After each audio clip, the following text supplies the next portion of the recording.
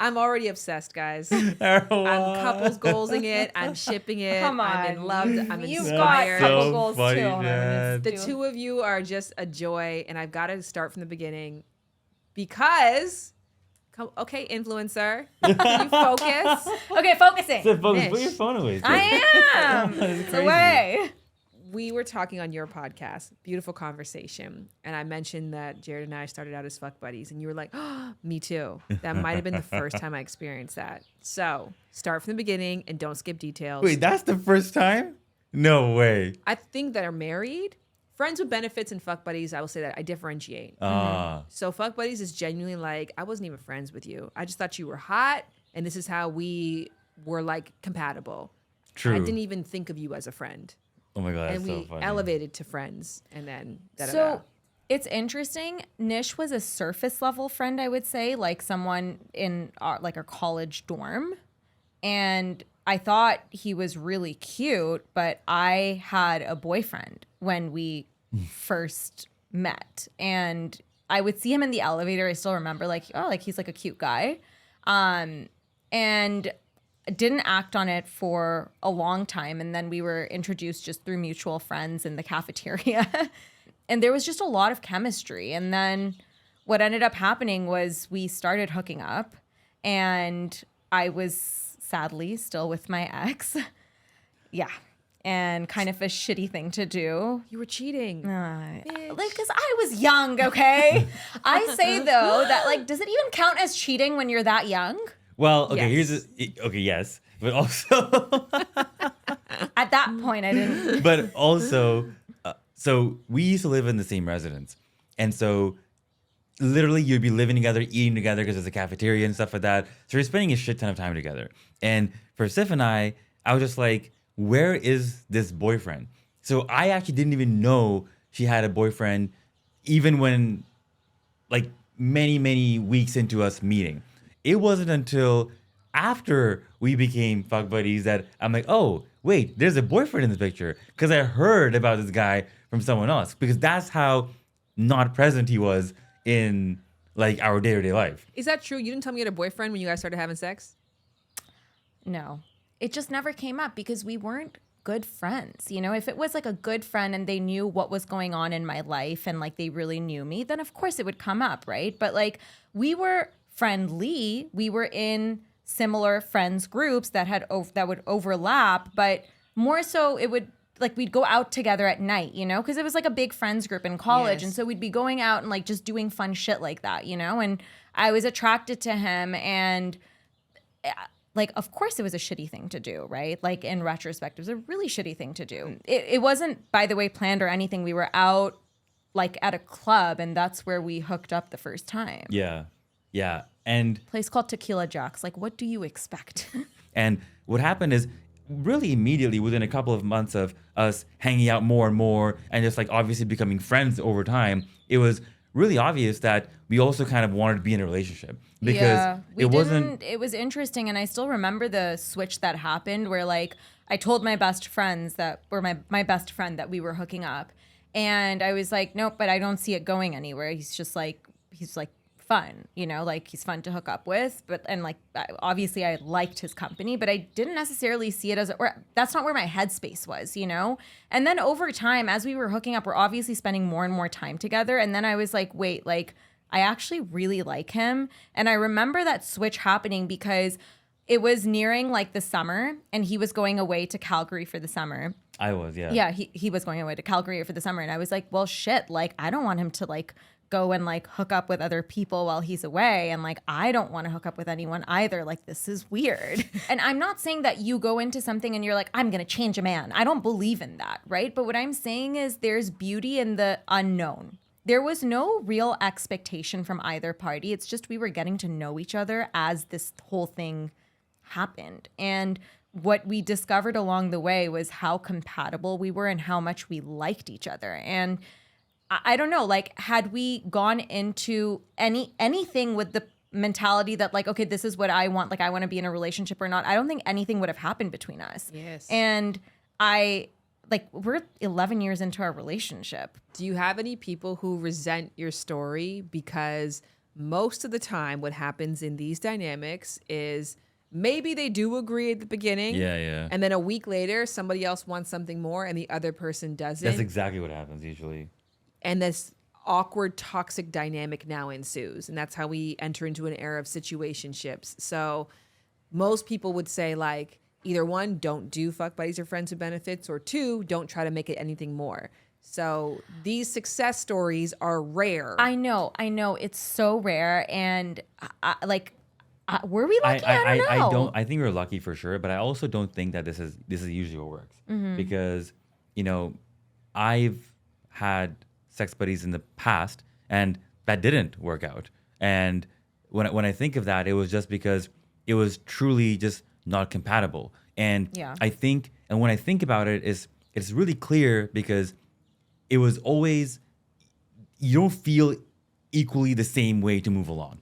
And that's what it is. So if you feel that you're the one who's catching feelings and the other person's not, then it most probably is not going to work out. And when it's clear, it's really, really clear. The thing is that it's usually actually not going to work out. But when it's clear, the other person wants to spend time with you. Like, you're not just going over to have sex. You're going over to do much more than that, or you're hanging out outside of just doing that as well. And it's mutual.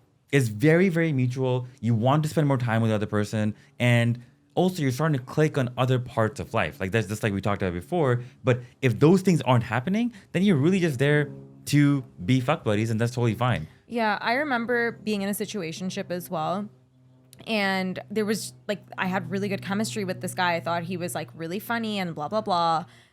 But I was obviously much more interested than he was. And I think when you're in it, it's like you're blind, and then you get out of it and you're like, but now I can see, And it's like, I was obviously trying to force this thing. I would tell myself narratives based on a couple of texts, you know what I mean? And make something out. It was I was creating a story. Yeah. And so many times people tend to do that, but it's I don't know, you almost have to take a bird's eye view and maybe have friends in there who are okay, are you really seeing what I'm seeing, or am I just telling myself lies, you know? Because I don't think the advice here is to go get a relationship from a fuck buddy. I think that's actually bad advice. I don't think that is the way to go and find relationships. I think that if you're doing that, is because you've found someone who you wish to further something with, or if you've set the intention that you're just fuck buddies, then I don't think you should try to make that anything more, because if that's set from the beginning, is usually that is not going to work out. And if you're actually getting into something and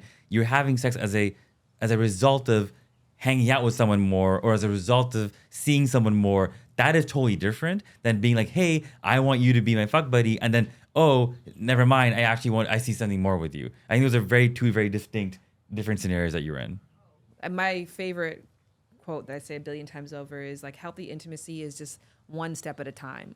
And then you take a step and you look at each other and you're like, do you want to lay down here? Do you want to go back to the other step? Do you want to move forward? Should we go left for a bit?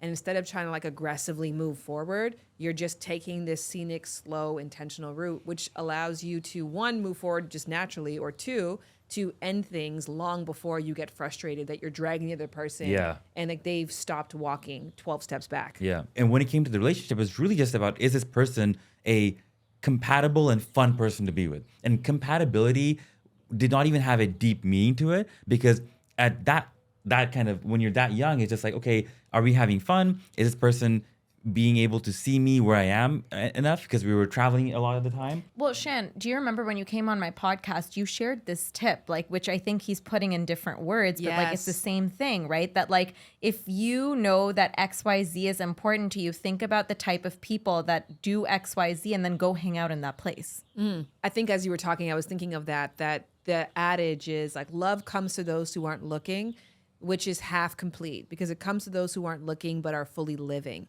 So you have to lean into your interests, lean into your hobbies, lean into your values, live it, be out loud, be out there in the world, and then you're going to be around like-minded people. And like you said, it doesn't mean that you're going to stumble upon your perfect partner on day one. It means that you're more likely to be in the network of people who your perfect partner would associate with.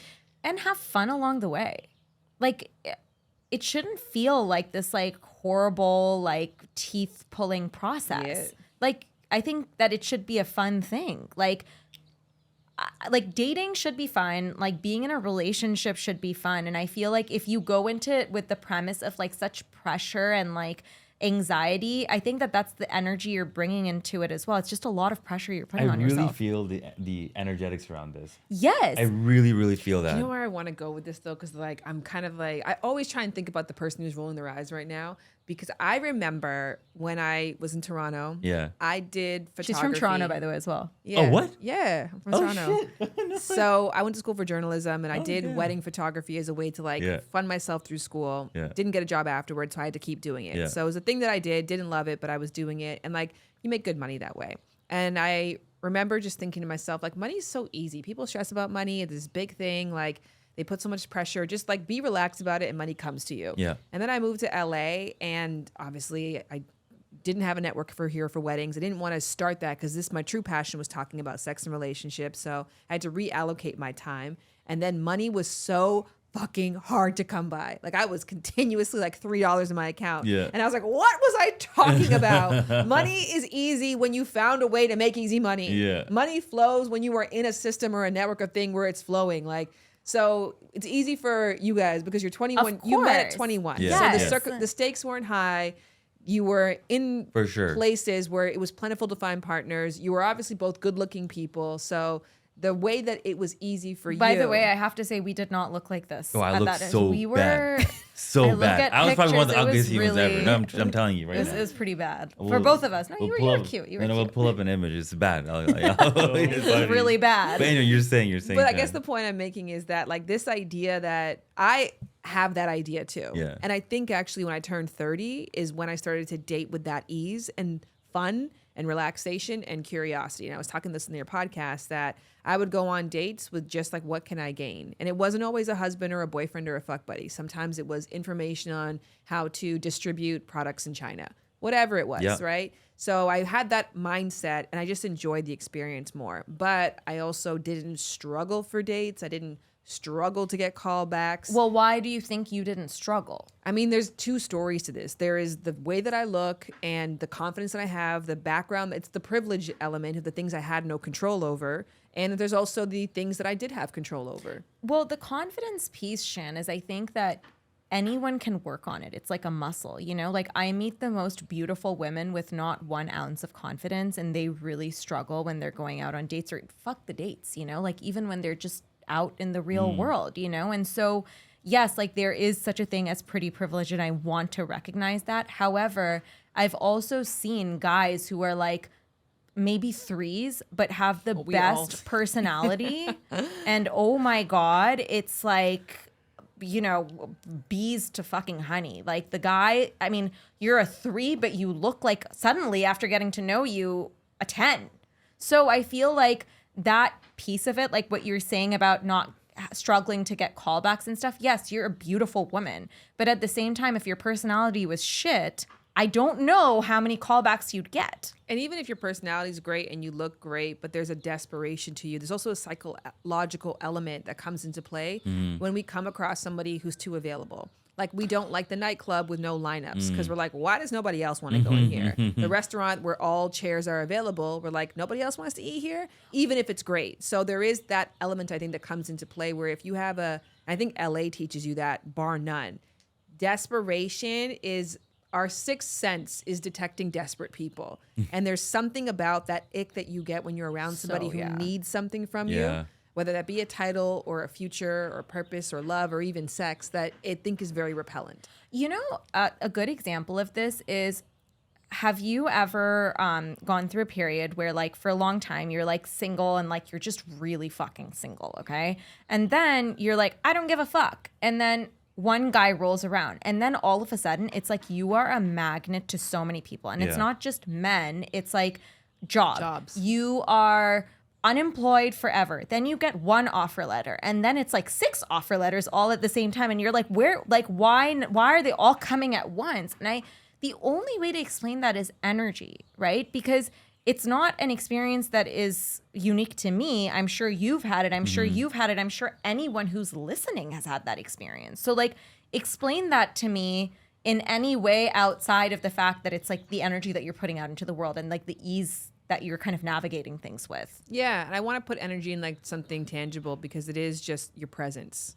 That's another way of saying Yeah. energy, Right. right? It's really the way you put yourself out there. I think that's what it is. And so when I think about it, for example, when I decide, okay, I remember telling my friend specifically this. I was like, you know what, Tim? I think I'm gonna have a girlfriend this time next year. So, and he's like, really? And he's like, why makes you say that? I'm like, I don't know. I just think I am.